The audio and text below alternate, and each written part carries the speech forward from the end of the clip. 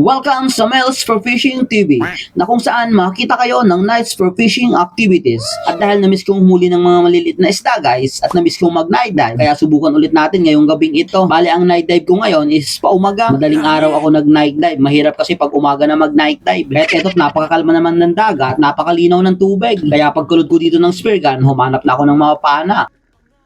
Along the way, papunta sa malalim na area, eto't nakasalubong akong tulog na pawikan. Nandito sa may bato.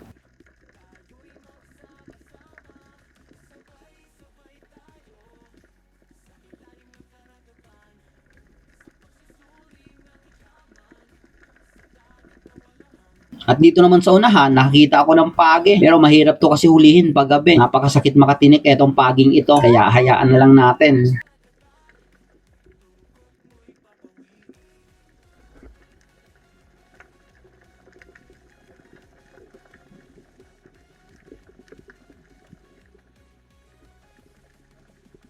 Nakailan dive na rin ako dito sa gilid ng bato, may nakita akong napakalaking bato, puro bato ang nakita ko dito. Eto't may isang porcupine pufferfish ang nakita ko dito, pero maliit pa, kaya hindi ko na kunuha. Dito sa gilid ng bato, may nakita akong isang kaliwagon kung tawagin ito dito sa amin. Kaya kinuha ko na to, napakasarap kasi iprito etong ganitong islang maliit.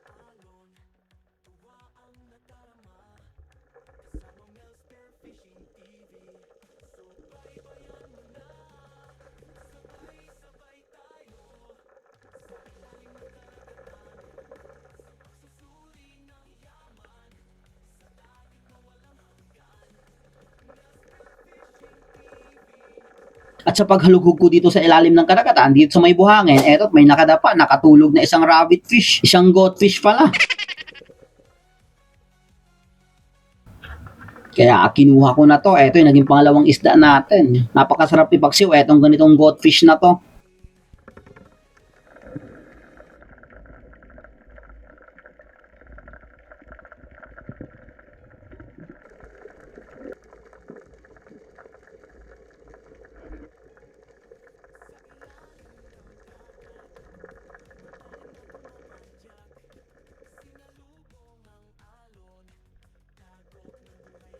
Napakaganda naman ng agos ngayon pero madalang talaga yung isda. Nakailang dive na rin ako dito, halos mag-iisang oras na pero dalawa pa lang yung huli natin. Kaya pagbalik ko dito sa may buhangin, dito sa may bato, eto't isang goldfish ulit kaya kunin na natin to baka kunin pa ng iba.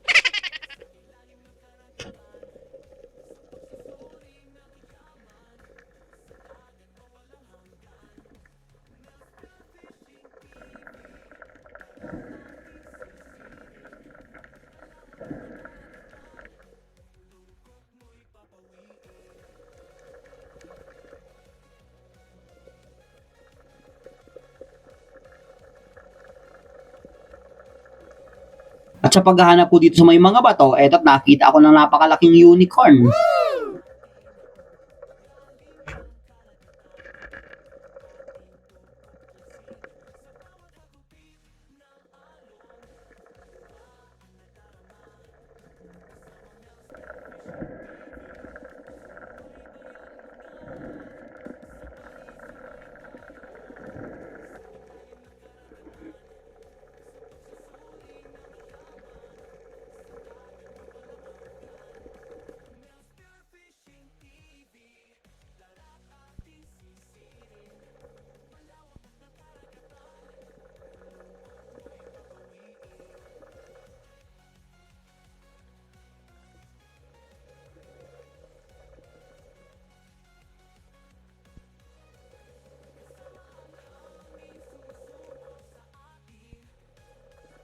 Dito guys, paahon na sana ako. Buti lang, may napansin pa ako dyan sa malayo na isang unicorn. Yung orange spine unicorn naman to, yung 51 kung tawagin ito.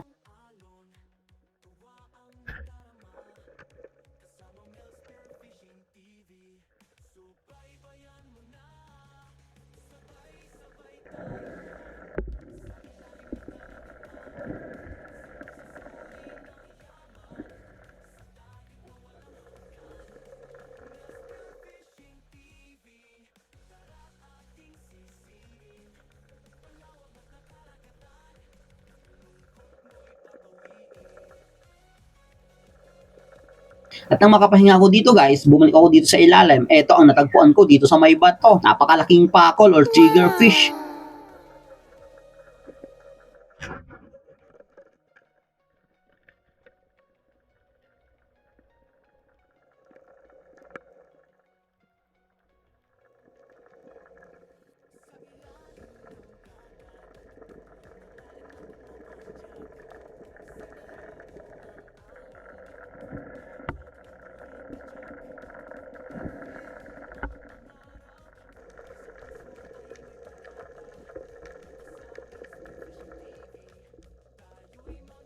Sa pagbalik ulit dito sa ilalim, isang goldfish na naman. Ang dami talagang goldfish dito sa spot na to.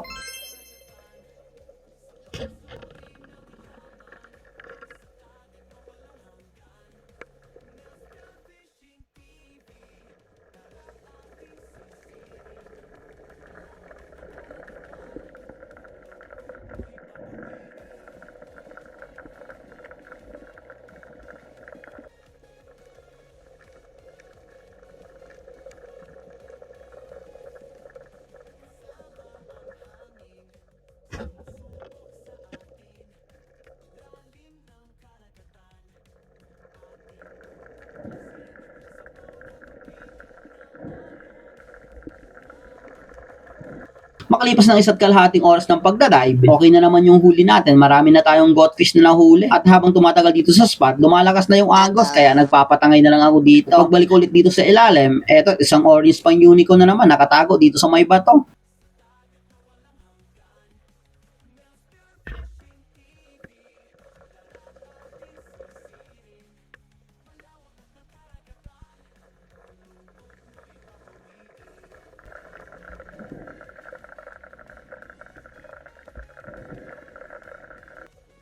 Etong susunod na mapapanao dito guys, ang tawag naman dito sa isdang ito is checkered snapper.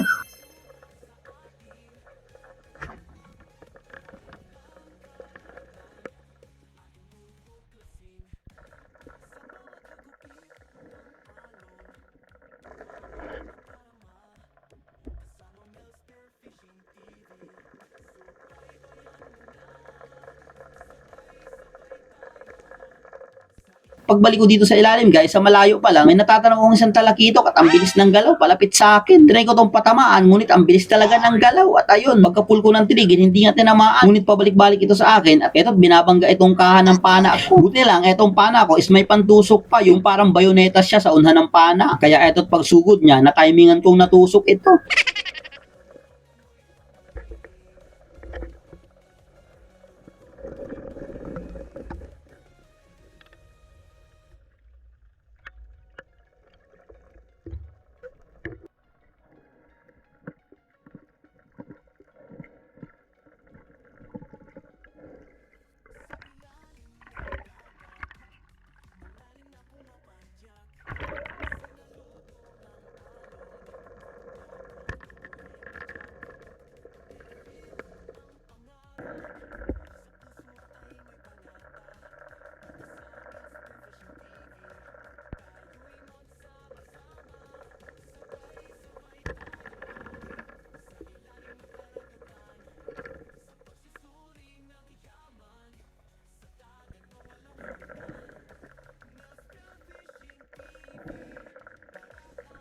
Dito sa dive na to, habang pailalim ako, eto't may napansin kaagad akong napakalapad na isda. Isa palang batfish. Kaya hinabol-habol ka to, buti na lang napakaamo.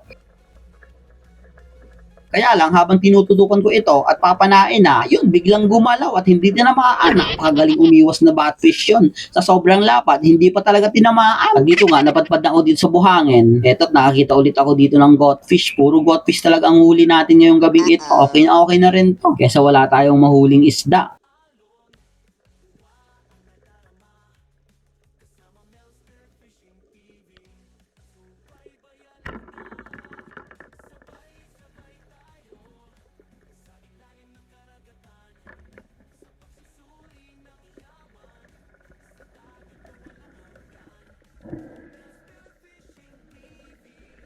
At dito sa dive na to, halos mag-aalas 5 na to sa umaga. Eto't may nagpakita pang isang yellowtail barracuda, maliit lang, kaya kinuha ko na to.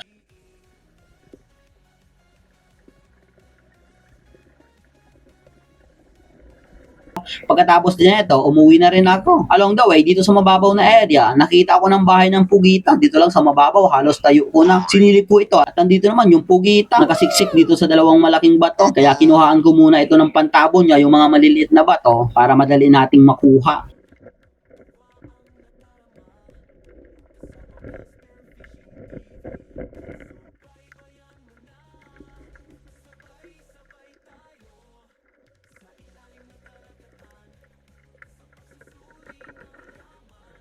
Ang pagkuha ko ng pugita guys is tinutusok-tusok ko lang para makiliti. Pag nakiliti kasi ang pugita is lalabas talaga yan.